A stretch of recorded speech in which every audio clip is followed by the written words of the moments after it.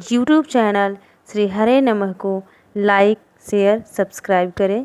धन्यवाद। नेपाल का बंटवारा बहुत बाद में हुआ है। पहले आसेत हिमाचल भारत था। तो भारतीय जनकपुर की नाइन ने अपने महाराज जनक जी के आंगन में दुल्लह रूप में उपस्थित सर्वेश्वर श्री राम के चरणारविंदों को अपनी हथेली पर लिया, नछू करने के लिए और महावर भरने के लिए। उस समय स्वर्ग की देवियां छाती पीटने लग गईं। हाय हाय, हम स्वर्ग की देवी क्यों बनी? हम भारतवर्ष में जनकपुर की नाइन बन गई होती तो कम से कम सर्वेश्वर श्री राम, सर्वेश्वरी श्री सीता के चरणारविंदों को अपने हथेली में लेकर के नछू करने का और महावर भरने का तो सौभाग्य प्राप्त होता।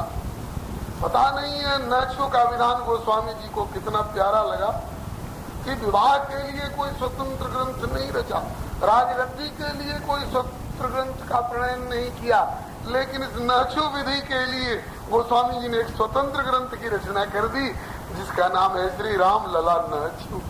तो गोस्वामी जी के द्वादश प्रख्यात काव्यों में से एक है। तो जनकपुर की नाइन को प्रभु श्री राम और श्री सर्वेश्वरी जानकी के चरणों में महावर भरते देख करके स्वर्ग की देवियां छाती पीटती हैं। हम स्वर्ग की देवी क्यों बनी? जनकपुर की नाइन बन गई होती तो प्रभु के चरणों को अपने हाथों में लेकर महावर भरने का सौभाग्य प्राप्त होता।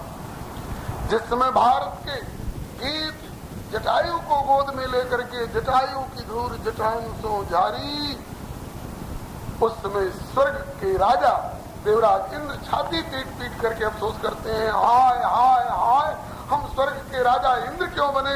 हम भारत के गीत जटायु बन गए होते तो आज जगदीश की गोद में होते। जिस समय भारत की गोपांगनाएं ब्रजवासिनी, ब्रज सीमंतनी, श्री राधा, ललिता, विशाखा इत्यादि बड़भागिनी प्रभु के चरणारविंदों को लेकर के और अपने हृदय पर धारण करके दीर्घकालीन विरजन ताप को मिटा करके और परमानंद की अनुभूति करती हैं, उस समय लोक लोकांतर के देवी और देवता हाय हाय करते हैं। ये भारतवासियों का सौभाग्य है। हम लोग कितने भाग्यशाली हैं तो भारतवर्ष में मानव शरीर प्राप्त करके और उसमें भी कथा, कीर्तन, सत्संग जो संसार की सबसे दुर्लभ वस्तु है। बाबा श्री सुंदरदास जी कहते हैं, तात मिले और मात मिले, सुत भ्रात मिले, युवती सुखदाई, राज मिले गजबाज मिले, सब साज मिले, मन वांछित पाई।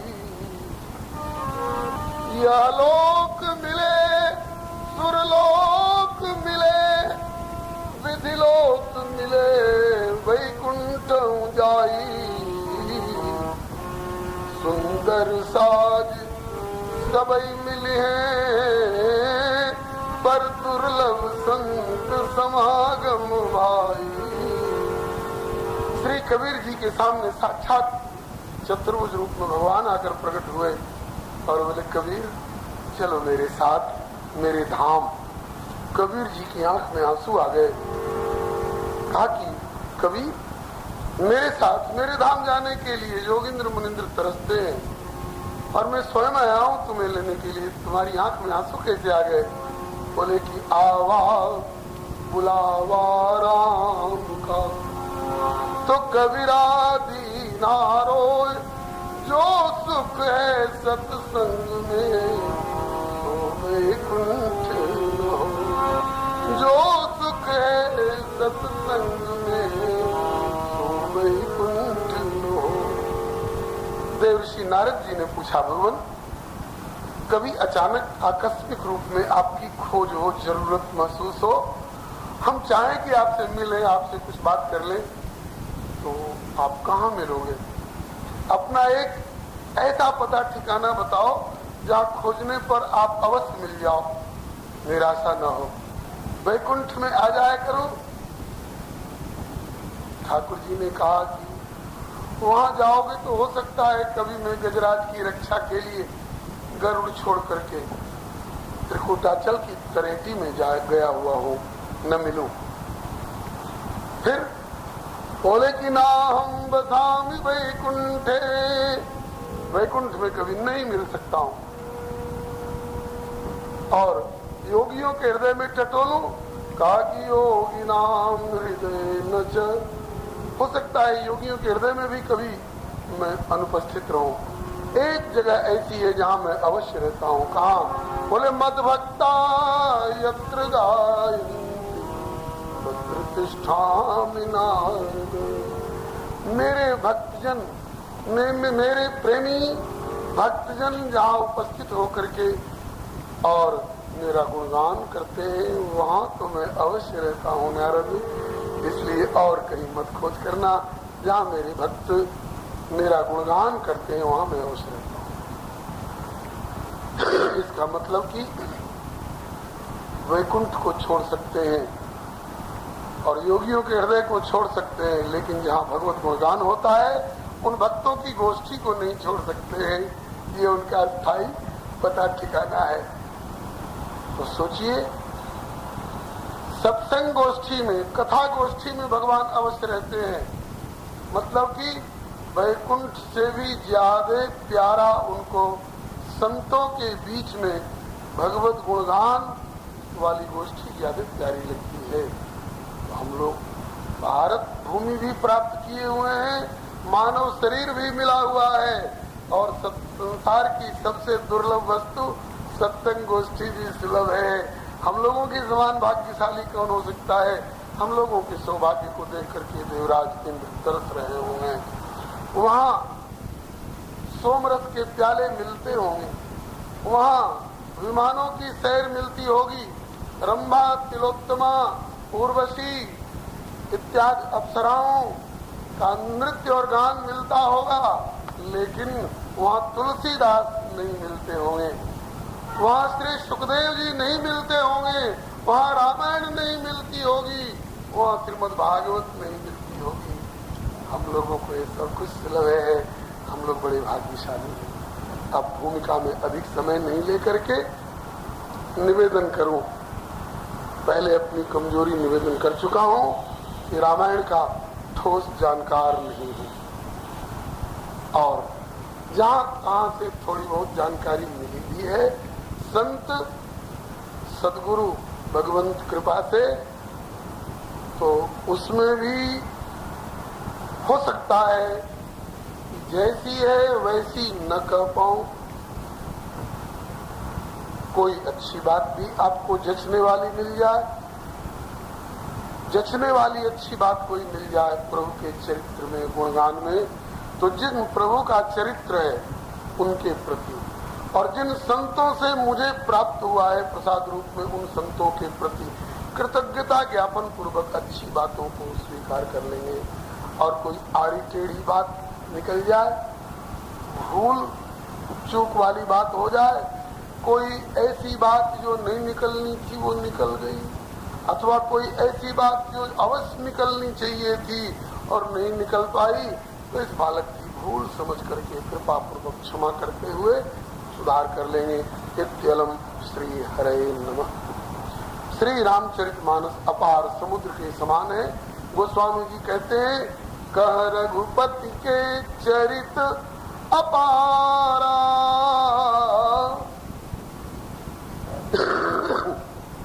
कहा तो रघुवर का अपार चरित्र सागर के समान, सागर जी नहीं महासागर के समान, महासागर से भी बड़ा कोई होता हो तो उसके समान।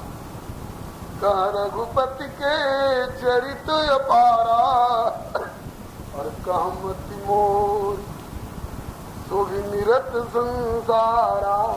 कहा मेरी छत्रवती अब अभी संसार में लिपटी हुई, मैं था पा सकूंगा, मैं पार पाने का दावा कर सकूंगा, मैंने आद्योपांत कह दिया, ऐसा नहीं सोच सकता। कहना तो दूर की बात है, फिर भी कहने का साहस किया जा रहा है। क्यों? गोस्वामी जी कहते हैं कि सब जानत प्रभु प्रभुता सोई, प्रभु की प्रभुता को सब जानते हैं कि हम पार नहीं पा सकते। तदपि कहे बिन रहा न कोई, पार नहीं पा सकेंगे तो भी कहना शुरू कर देते हैं। क्यों? बोले करन पुनीत तू निज बानी, कछुक राम जस कहूं बखानी। इससे कहने वाले की वाणी, सुनने वाले के कान और अंतःकरण पवित्र होते हैं। और उस पवित्र अंतःकरण में प्रभु अपनी लीला की, नाम की, रूप की, धाम की, अपनी कृपा की स्फुरना करा करके और उन्हें अपना लिया करते हैं। बस इसी लक्ष्य को लेकर के, और जैसा संतों ने मार्ग पकड़ा दिया है, मुनीन प्रथम हरि कीरति गाई, ते मग चलत सुगम मोहि भाई। सर्वप्रथम हम लोग प्रारंभ के श्लोक और एक दोहा का पाठ कर लेंगे। इसके बाद फिर भाव अर्थ क्रमिक रूप में यथासाध्य यथा समय निवेदन किया जाएगा। सभी लोग थोड़ी देर हमारे साथ दोहराएंगे मूल पाठ को। वर्णानामर्थ संघानाम रसानाम छंदसामपि,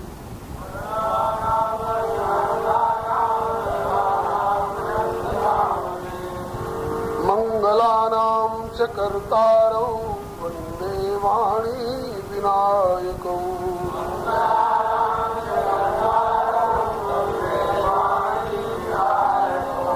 भवानी शंकरौ वन्दे श्रद्धा विश्वास रूपिणौ।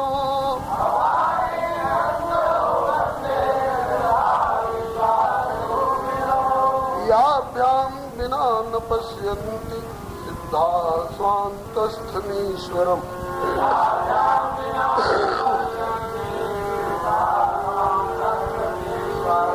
वन्दे बोधमयं नित्यं गुरुं शंकर रूपिणम्।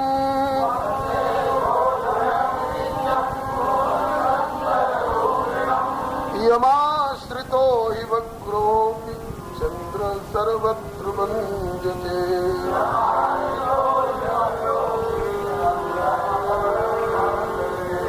श्री सीताराम गुणग्राम पुण्यारण्य विहारिणौ।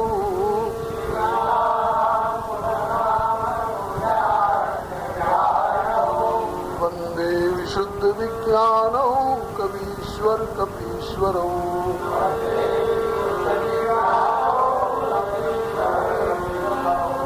उद्भवस्थित संहारकारिणीं क्लेशहारिणीं।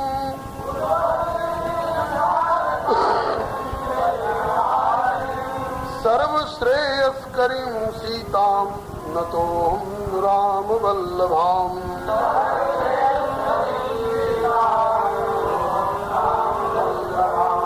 यन्माया वशवर्ति विश्वमखिलं ब्रह्मादिदेवासुरा।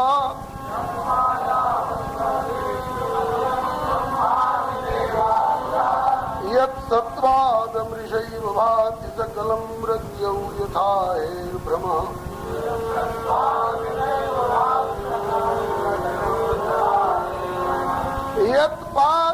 यत्पादप्लवमेकमेव हि भवाम्भोधे स्थितिर्षावताम्।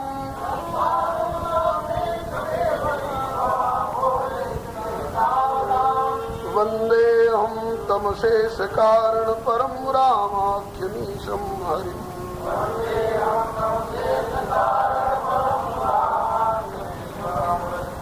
नाना पुराण निगमागम सम्मतं यत्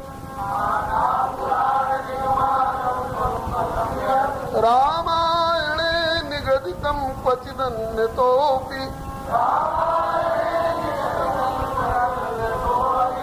स्वान्त सुखाय तुलसी रघुनाथ गाथा।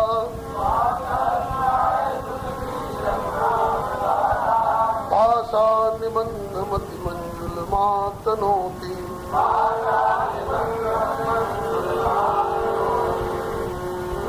जो सुमिरत सिद्धि हो सिया राम गणनायक करिवर वदन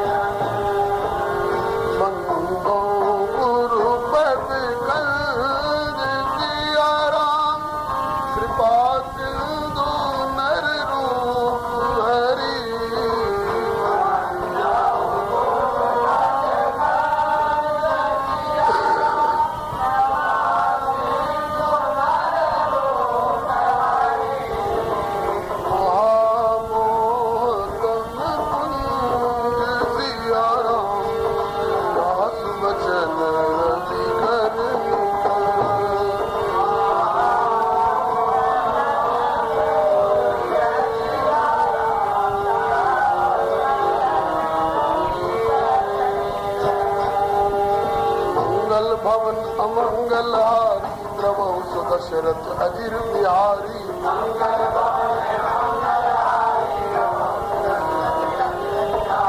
बंदौ गुरु पद पद्म परागा तुलसी वास सरस अनुरागा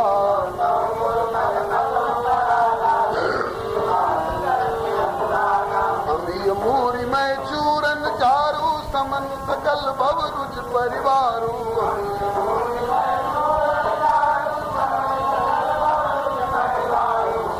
संबुतन विमल विभूति मंजुल मंगल मोद प्रसूति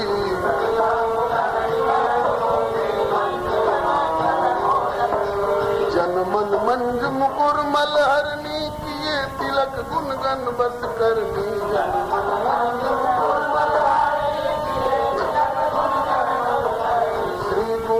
नख मणिगण ज्योति सुमिरत दिव्य दृष्टि होती।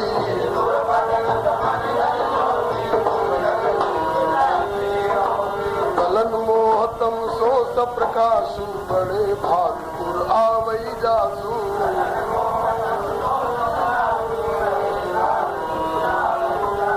उगरई विमल विलोचन ही के मिटहि दोष दुख भव रजनी के।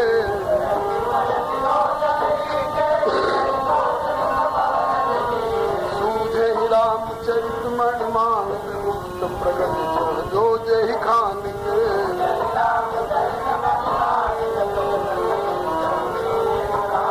मंगल भवन अमंगल हारी प्रभु दशरथ अजिहारी।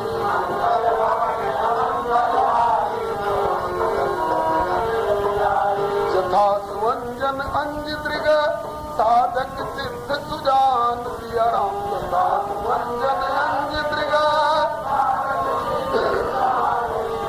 कौतुक देखत शैल बना भूतल भूरि निधान सिया राम।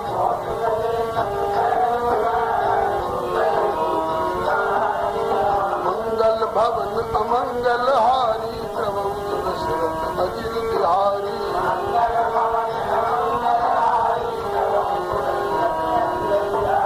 गुरुपद रज मृदु मंजुल अंजन नयन अमीय दृग दोष विभंजन।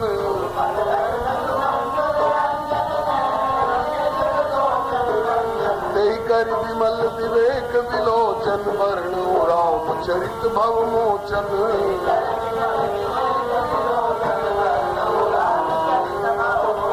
बंदौ प्रथम मही सुर चरना मोह जनित संशय सब हरना।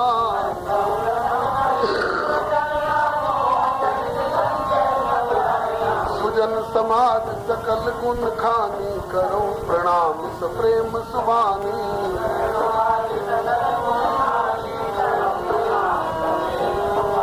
साधु चरित शुभ चरित कपासु निरस विशद गुणमय फल जासु।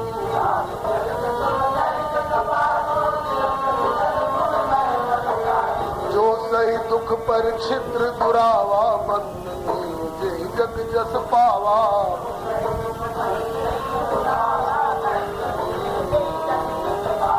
बुध मंगलमय संत समाजू जो जग जंगम तीरथ राजू।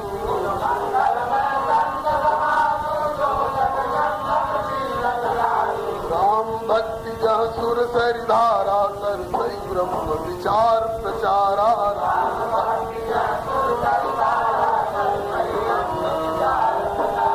विधि निषेध में कलिमल हरणी कर्म कथा रविनंदन बरणी।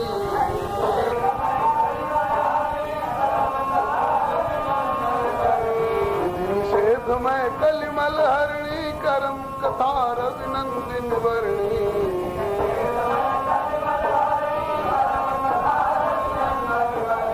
हरिहर कथा विराजत बेनी सुनत सकल मुद मंगल बेनी।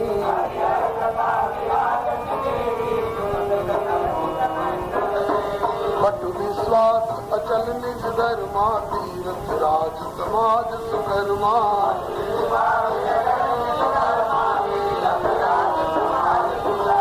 सबही सुलभ सब दिन सब देसा सेवत सादर समन कलेसा।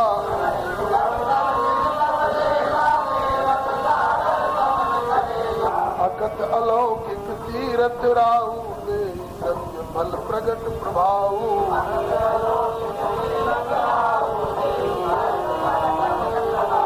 मंगल भवन अमंगल हारी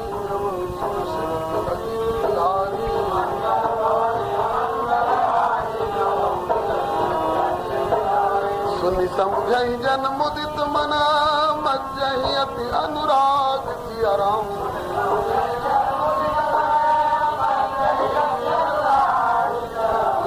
चार फल अछत तनु साधु समाज प्रयाग सिया राम।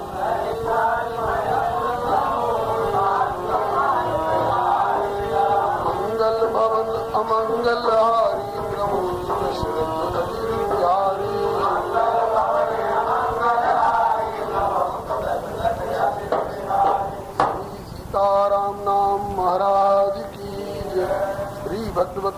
भगवान की जय। श्री प्रभु कृपा से हम लोगों ने अभी मंगलाचरण के रूप में श्री रामचरितमानस बाल कांड के प्रारंभिक 7 श्लोक एवं चौपाइयों समेत 2 दोहे का पाठ किया। अब श्री रामचरितमानस की कथा प्रारंभ करने से पहले जिन गोस्वामी तुलसीदास जी की कृपा से हम लोगों को श्री रामचरितमानस की सुलभता हुई, उनके प्रति थोड़ी सी कृतज्ञता हम लोग ज्ञापन करेंगे तथा श्री रामचरितमानस में क्या है, इनका प्रतिपाद्य क्या है,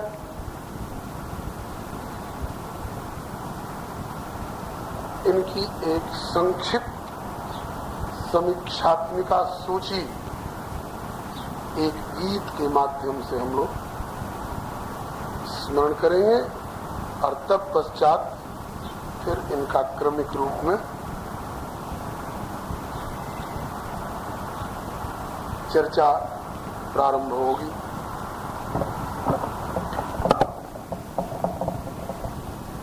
श्री रामचरितमानस अनादिकालीन तत्व है। वैसे गोस्वामी जी ने कहा है संवत 1631 करो कथा हरिपद धरि शीशा, जिसको लगभग 400 से कुछ वर्ष ज्यादा हो रहे हैं। अभी कुछ ही वर्ष पहले मानस चतुष्शती समारोह मनाया गया था। भारत में ही नहीं, विश्व के कोने कोने में। तो इसके आधार पर तो लगता होगा कि संवत 1631 में ही रामचरितमानस का शुभारंभ हुआ, लेकिन गोस्वामी जी कहते हैं कि नहीं, मैं लेखक नहीं हूँ श्री रामचरितमानस का। इनके प्रणेता, इनके रचयिता तो भगवान शंकर हैं। रचि महेश निज मानस राखा, पाई सुसमो शिवासन भाखा, सोई शिव काग भुसुंडी दीना, राम भगत अधिकारी चीना, तेहि संजा की बल के पुनि पावा, तिन पुनि भरद्वाज प्रति गावा। मैं पुनि निज गुरु सन सुनी, कथा तो सुकर खेत, किंतु समुझी नहीं तस बालपन, तब अति रहूं अचेत। तदपि कही गुरु बारही बारा, तब समुझी परी कछुमति अनुसारा। अब भाषा बद्ध कर विनय सोई, मोरे मन प्रबोध जेई होई। श्री रामचरितमानस शंकर भगवान की रचना है। कितने दिन पहले की रचना है भगवान शंकर ही बता सकते हैं। शंकर भगवान ने अपनी प्राणवल्लभा भगवती उमा को सुनाया, फिर शंकर भगवान ने ही कृपा करके सीधे सीधे तो नहीं, अपने कृपा पात्र लोमस जी के माध्यम से अपने प्यारे कालभुसुंडी जी को दिया, और क्रम क्रम से कालांतर में श्री याज्ञवल्क्य जी, उनसे श्री भरद्वाज जी एवं इन दोनों से इस कलिकाल के अंतर्गत श्री गोस्वामी तुलसीदास जी के सदगुरु श्री नरहरिदास जी तक परंपरा आई। तब तक यही अंतर था कि संस्कृत में श्री रामचरितमानस की परंपरा चल रही थी। भगवान शिव से पार्वती जी, लोमस जी, कालभुसुंडी जी याज्ञवल्क्य जी, भरद्वाज जी एवं श्री नरहरिदास जी तक यह परंपरा संस्कृत में आ रही थी। गोस्वामी जी कहते हैं कि शंकर भगवान के आदेश से वही कथा अब मैं केवल भाषानुवाद कर रहा हूँ, केवल भाषांतर में लोक भाषा में पद्यानुवाद कर रहा हूँ। मैं लेखक नहीं हूँ, मैं अनुवादक हूँ। अनुवाद की भी क्षमता मुझ में नहीं थी। शंभु प्रसाद। आज हम लोग तो रामचरितमानस की 2-4 पंक्तियों पर 10 पन्ने का एक लेख लिख देते हैं तो अपने नाम के आगे मानस रिसर्च स्कॉलर शब्द जोड़ते हैं। लेकिन गोस्वामी जी ने इतनी बड़ी कृति दे करके भी अपने को मानस का कवि भी नहीं माना है। कुछ कवित्व दिखाई पड़ भी रहा हो इसमें तो कहते हैं कि वह शंभु प्रसाद, भगवान शिव का प्रसाद है। शंभु प्रसाद सुमति यहुलसी तब रामचरित मानस कवि तुलसी। वैसे कवि न हो नहीं वचन प्रवीणु, मैं तो सकल कला सब विद्याहीनु। सब तरह से हीन हूँ, लेकिन भगवान शिव ने अपनी कृपा शक्ति को मेरे भीतर स्फुरित करके प्रविष्ट करा करके और मुझसे कुछ करा लिया। कैसे करा लिया? कलम से। वृंदावन के एक संत हैं श्री चैतन्य कुटी वाले बाबा, श्री श्री अनंत श्री संपन्न बाबा श्री नवल किशोर दास जी कहते हैं कि कलम से पूछो, अरे कलम तुम कुछ लिख सकती हो? कलम कहेगी बहुत कुछ लिख सकती हूँ। फिर पूछो कि क्या लिख सकती हो? तो कहेगी कि इसका मुझको पता नहीं है, मुझको पकड़ करके मुझसे लिखवा लेने वाला चेतन जो लिखवा ले वही लिख लूंगी। इसी तरह से कन्हैया जी की बंसी से पूछो, अरे बंसी तुम बज सकती हो? कहा कि बहुत कुछ बज सकती हूँ। बोले क्या क्या बज सकती हो? बोले इसका मुझको पता नहीं, मुझे अपने हाथों में लेकर अपने अधरों पर धर करके और अपनी शक्ति उड़ेल करके और मुझसे मुझे बजाने वाले कन्हैया जो बजवा ले वही बज लूंगी। इसी तरह से गोस्वामी तुलसीदास जी कहते हैं कि मैं तो वही कलम हूँ, मैं उनकी वही बंसी हूँ, जो लिखवा लें जो बजवा लें वही बच जाऊंगी, वही लिख दूंगी। ये गोस्वामी श्री तुलसीदास जी का दैन्य है। वैसे कथा श्री रामचरितमानस की, चरित्र श्री सीताराम जी का, लेकिन इसमें चरित्र के माध्यम से सिद्धांत नाना पुराण निगम आगम, नाना पुराण निगमागम सम्मतम यद, और यद रामायणे निगदितम, रामायणे निगदितम मने वाल्मीकि रामायणे निगदितम, अन्यान्य रामायणेषु निगदितम, अन्य रामायणों में भी जो कहा गया है, निगदितम मने कहा गया है वह भी, और क्वचिदन्य तो भी कुछ अन्यत्र से भी।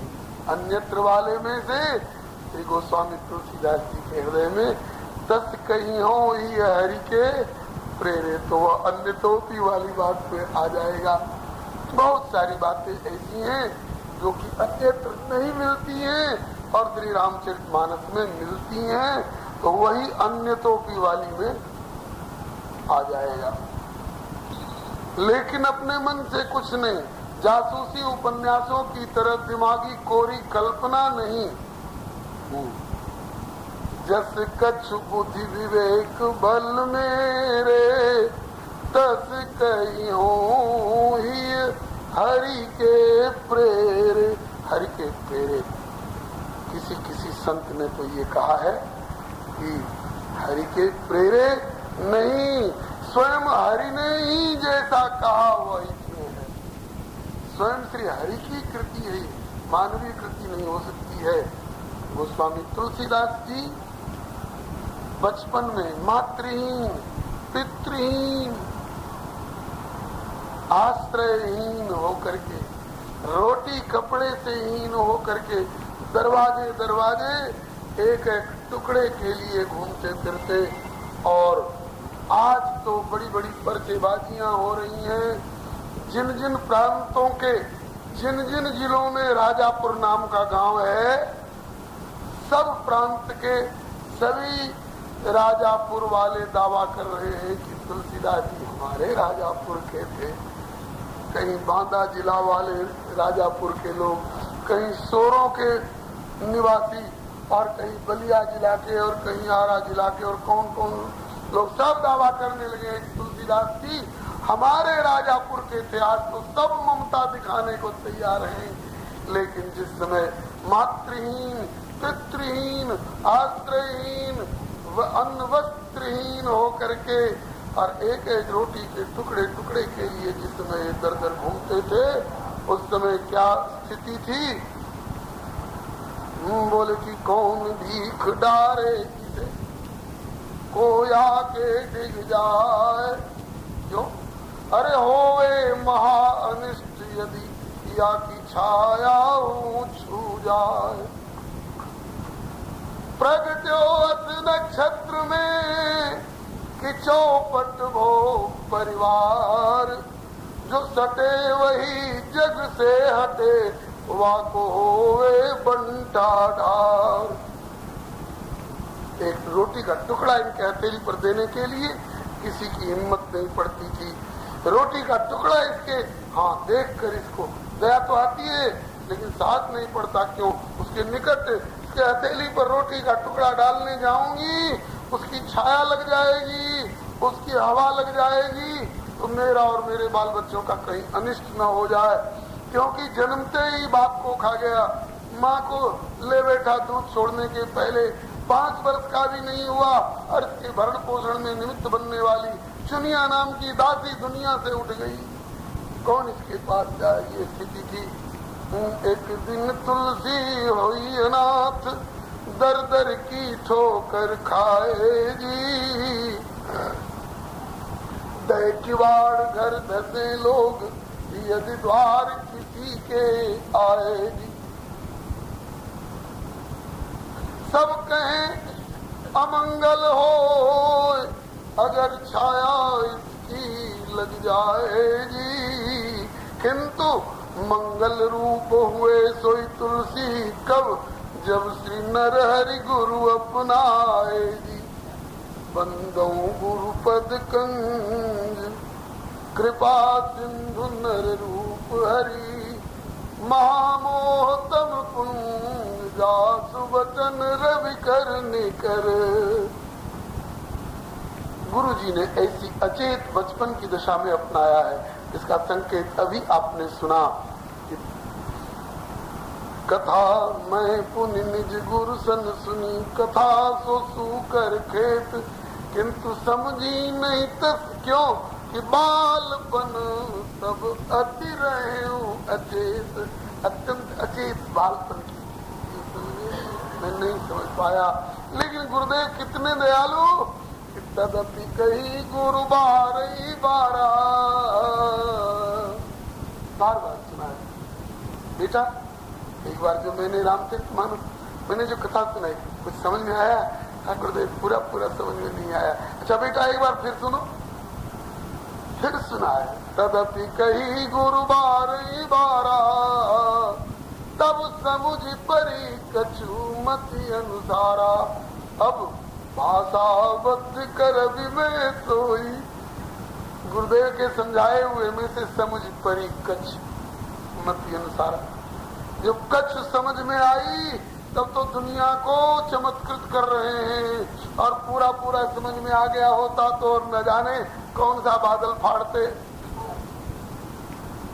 तो एक तरफ तो बचपन की इनकी वह दीन दशा, और दूसरी तरफ आज इनकी कृति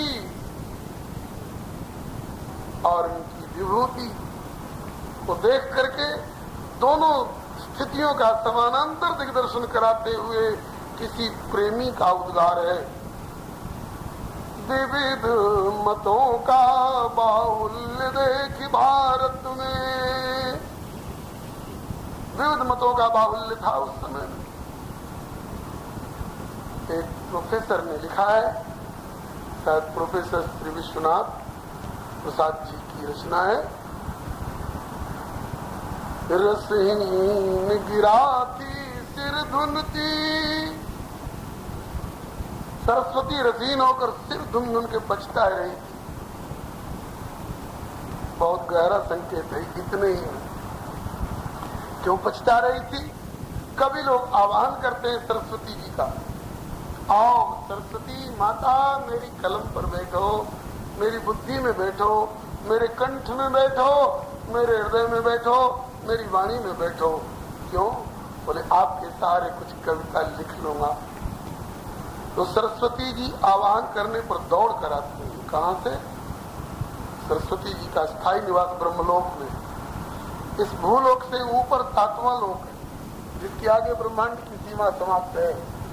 उस ब्रह्मलोक से दौड़ कर बेचारी सरस्वती आती है। दौड़ कर आने में थकावट होती है, उनके लिए कार वगैरह नहीं भेजा जाता है कवियों के द्वारा, दौड़ कर आती हैं। किस लिए? कोई कवि मुझे आह्वान कर रहा है, मैं उसकी कलम पर बैठूंगी, मैं उसके बुद्धि में, उसके हृदय में, उसके कंठ में, उसकी वाणी में बैठूंगी, और यदि उसने श्री राम चरित्र गाया तो मेरा जीवन धन्य हो जाएगा। इस आशा में सरस्वती दौड़ के आती है। भागती है तू, भक्ति के भागती है तू, कहां से? विधि भवन ब्याई, विधि भवन मैंने ब्रह्मलोक छोड़ करके सुमिरत शारद आवती दाई। दौड़ कर आते, दौड़ कर आने में उन्हें थकावट हो जाती है। कोई दूर से आता है दौड़ करके तो थकावट होना स्वाभाविक है। सरस्वती को थकावट हो जाती है, तो फिर थकावट में पड़े हुए व्यक्ति की थकावट मिटाने के लिए तरीका है, हो सके तो पूरा स्नान कराइए, स्नान से थकावट दूर हो जाती है। स्नान न करा सके तो कम से कम घुटने तक तो उनको मीण मीण के धो दें। जाड़े का दिन हो तो गर्म पानी से, और गर्मी का दिन हो तो शीतल जल से, तो थकावट उतर जाती है। सरस्वती भी सोचती हैं कि जब मुझे बुलाया है, इस कवि ने आह्वान किया है, मैं दौड़ के आई हूँ, तो कम से कम मेरी थकावट मिटाने के लिए कुछ जल का प्रयोग तो अवश्य करेगा, करना चाहिए। किस जल से? नल के जल से, कुआं के जल से, सरोवर के जल से, नदी के जल से, समुद्र के जल से सरस्वती की थकावट मिटेगी? नहीं नहीं नहीं, उनके लिए एक ही जल है।